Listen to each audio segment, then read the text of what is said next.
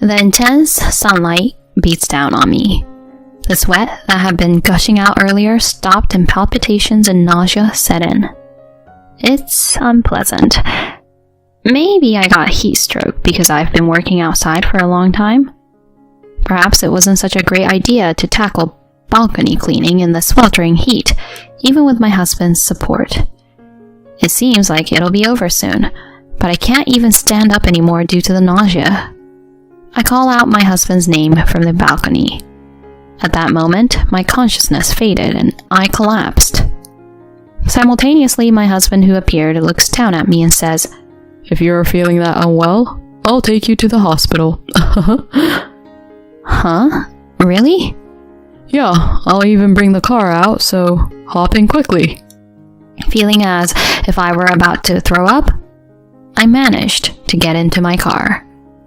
However, on the way home to the hospital, my husband suddenly dragged me out of the car.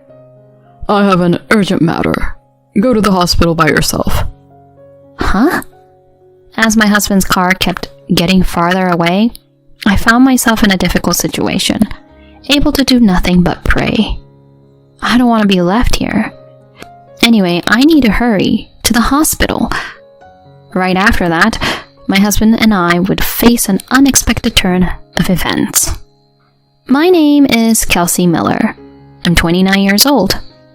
I am an ordinary office worker working for a generic corporation. We only got married 2 years ago after my husband's pursuit. Our relationship evolved through work because my company had business dealings with his. We can understand and relate to each other well because our job responsibilities are similar. Because my company is larger in scale, overtime tends to be more frequent on my end. However, he understands the situation, especially during emergencies. Due to overtime, there are often times when I can't prepare dinner, and household chores end up being postponed to the next day. Yet William doesn't express dissatisfaction or blame me for these situations. However, that doesn't mean he takes over household chores when I work overtime. It seems he's not inclined to do the chores himself, even though he doesn't blame me. During the first year of marriage, I didn't mind much, but as we passed the second year, I gradually began to feel dissatisfaction with my husband. When I came back home the other day after overtime, I found my husband lying around in the sofa watching TV. In the sink, the remains of cup noodles and side dishes he had eaten were left as they were. "Welcome back. Thanks for your hard work with overtime today." It's nice to hear words of appreciation, but that's not what I want. Exhausted both physically and mentally from consecutive overtime, I inadvertently expressed what was on my mind. "Hey, William, can't you clean up after yourself for the portions you ate?" "Huh? What's gotten into you? You've never said anything like that before." "I don't want to do housework when I come home tired after work. It's fine when I come back on time, but doing chores after overtime is a bit tough for me." "I'm not asking you to do it, am I? Do it the next day on your day off." Either way, I don't like the assumption that I have to do everything. Why should I be the only one burdened with household chores in our marriage?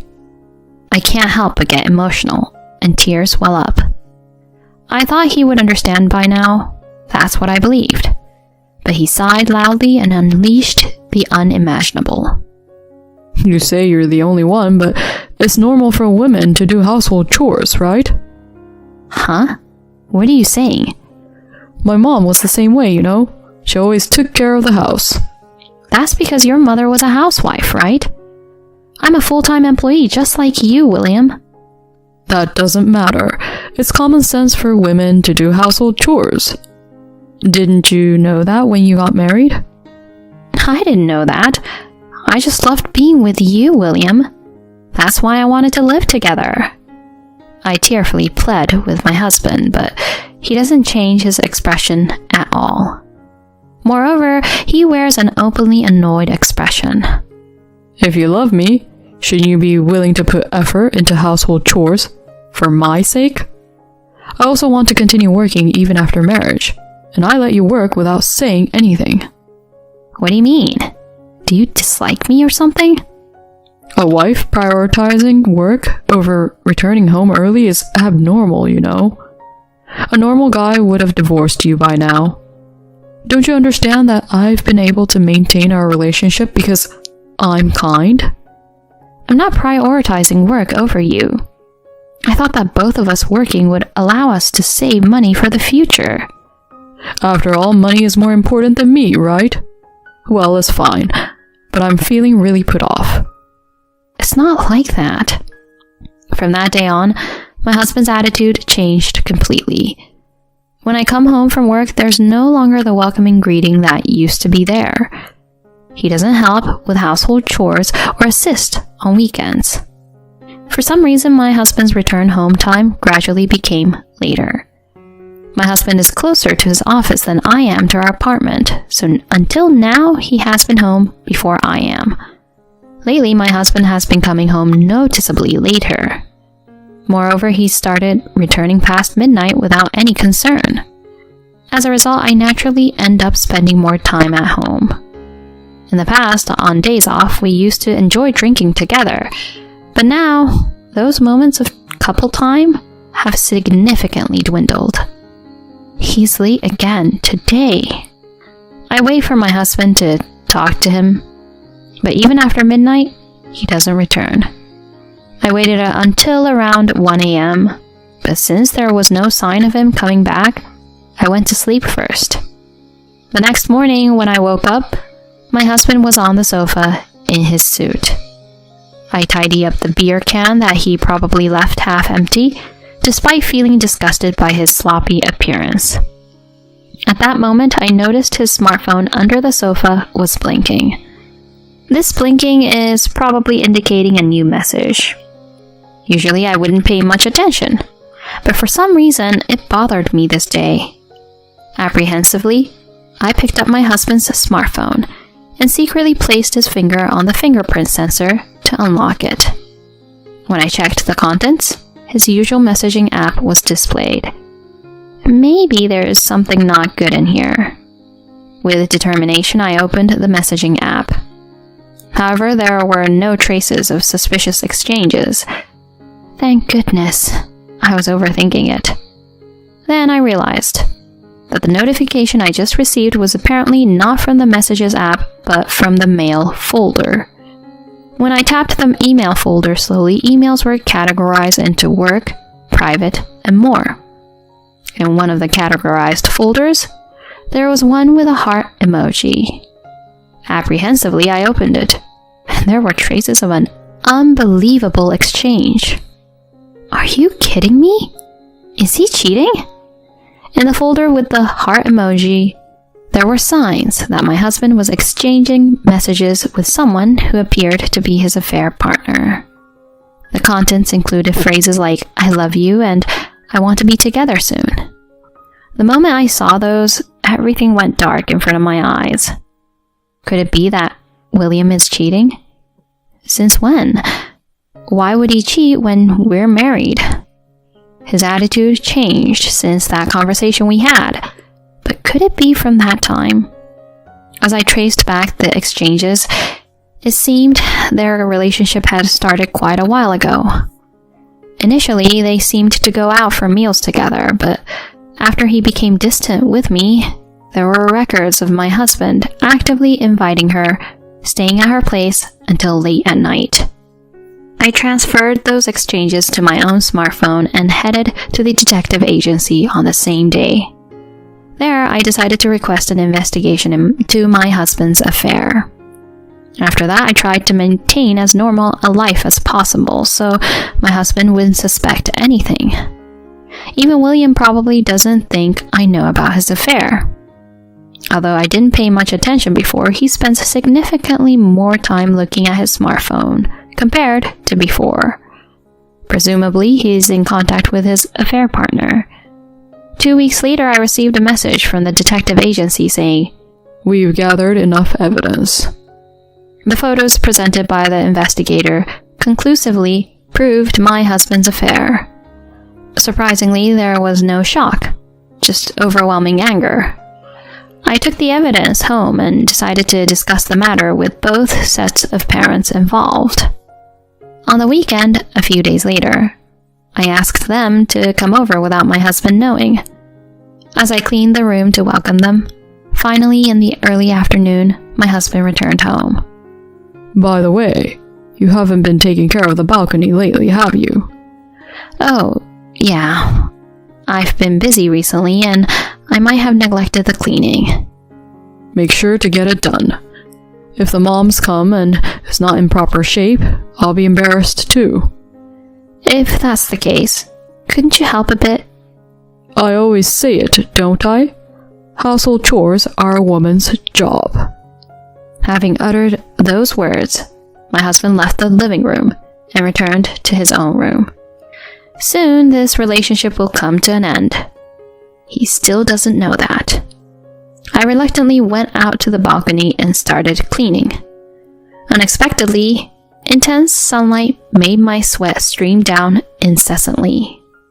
I wanted to take more frequent breaks, but I couldn't stop because my husband checked on me periodically. To make matters worse, he told me, "Don't come inside until you're finished," and closed the balcony door.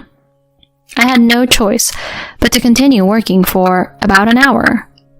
Meanwhile, my health was approaching its limits. The strong sunlight mercilessly beat down on me. The sweat that had been pouring a moment ago stopped, and dizziness and nausea welled up. It feels awful. Could it be heat stroke because I've been working outside for so long? It seems like I'm almost done, but the discomfort is so overwhelming that I can't even stand anymore. I called out my husband's name from the balcony. At that moment, my consciousness faded, and I collapsed. Simultaneously, my husband appeared, looking down at me and said, "What's wrong? You haven't finished yet." "No, it's not that. I feel nauseous. It might be heat stroke." Heat stroke? If you're feeling that unwell, I'll take you to the hospital, really. Huh? Really? Yeah, I'll get the car out, so hurry up and get in.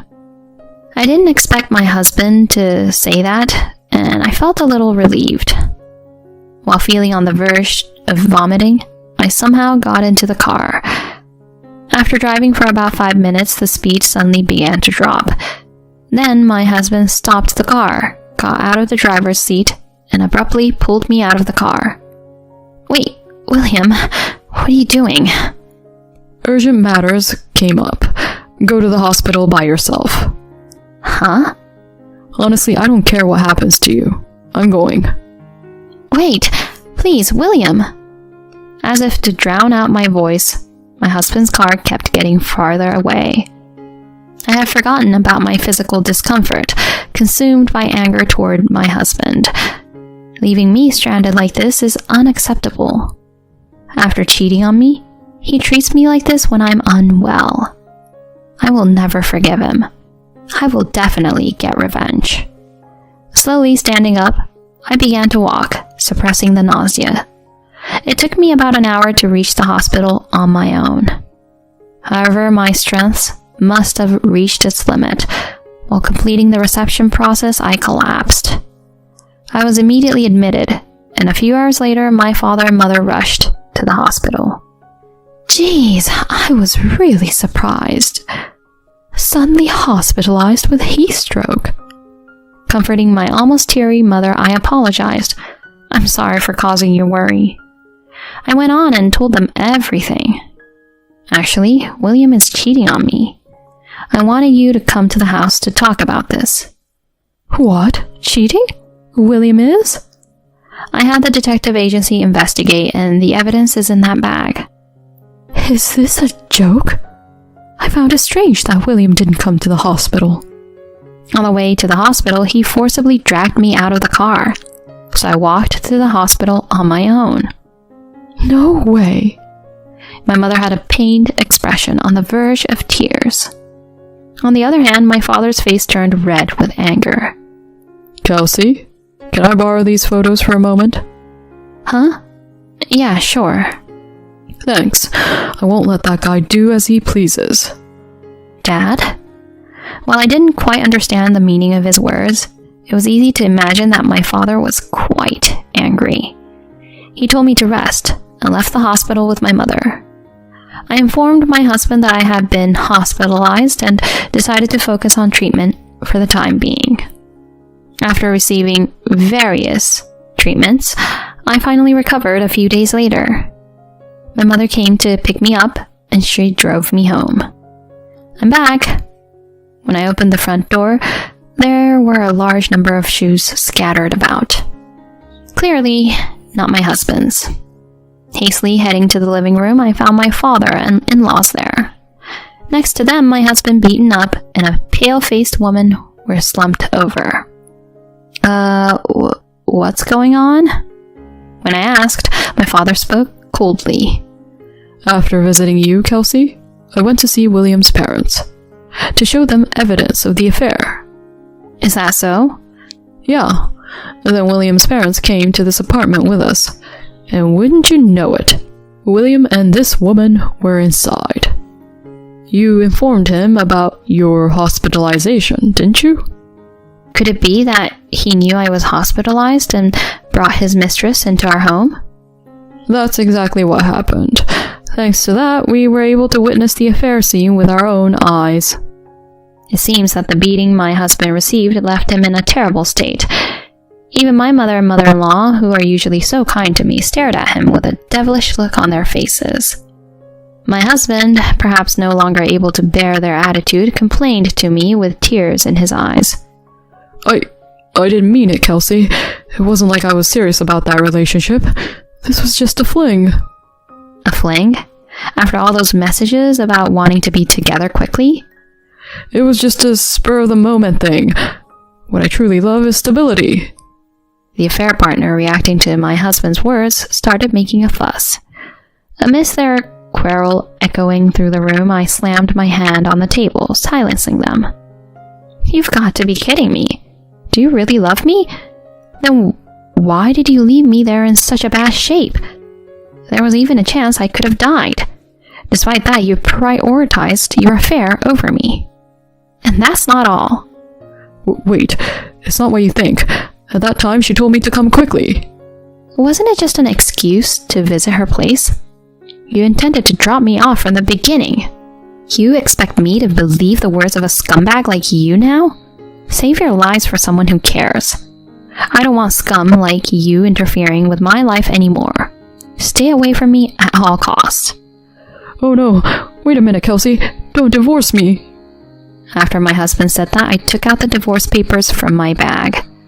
I had received them from the city office on the way back from the hospital. I slammed the divorce papers in front of my husband and then went back to my parents' house.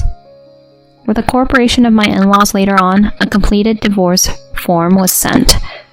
I signed it and submitted it to the city office. We were officially able to dissolve our marital relationship. After that, I consulted a lawyer and demanded compensation from both William and his affair partner. The affair partner, who was living paycheck to paycheck with a part-time job, struggled to make ends meet with the repayments. Eventually, she had to rely on her parents, and it led to the inevitable breakup with William. On the other hand, news of William's affair and divorce quickly spread in the company. Although he didn't get fired, unable to endure the cold attitude from those around him, he eventually resigned on his own. His own parents disowned him, and he is now working part-time jobs. Unable to live in the apartment where we used to reside, he moved to a one-room apartment in a less affluent neighborhood. He seems to be looking for a new job, but finding one has been challenging, and he continues to lead a precarious lifestyle. A month has passed since then, and I left my parents' house to rent an apartment near my workplace. Now I find fulfillment in my daily life focusing on my job. Happiness isn't solely about being with someone you love. I have learned this firsthand. From now on, I want to live a wonderful life, prioritizing my own feelings.